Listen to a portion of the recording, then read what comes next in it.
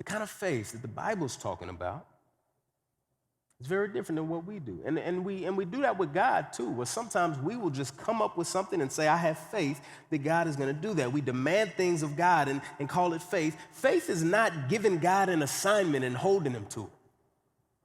Right? Faith is believing that God is who he said he is and will do what he said he will do. And if we are clearer that that's what faith is, it's not whatever kind of random assignment we give God, then we will be clear what it means to try to persevere in that faith and hold on to that faith. Some of us are struggling with our faith in Jesus because he hasn't done things that he never said he would do in the first place.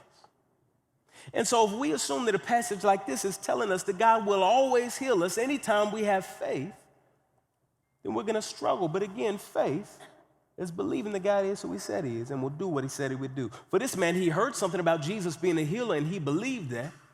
For us, the way that we feed our faith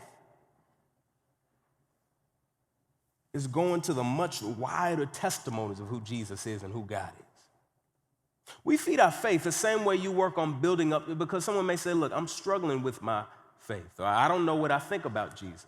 Well, the way that we build up trust with somebody is by looking at their track record, right?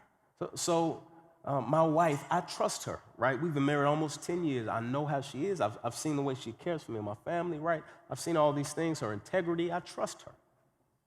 The way that we are able to see God's track record is right here in this word, where we see God time and time again be nothing but gracious and holy and good and faithful. This is where we feed our faith. This is where we're reminded what Jesus is like. This is where we're reminded what he's done. This is where we're reminded what his promises are. This is where we're reminded that he's never broken a promise.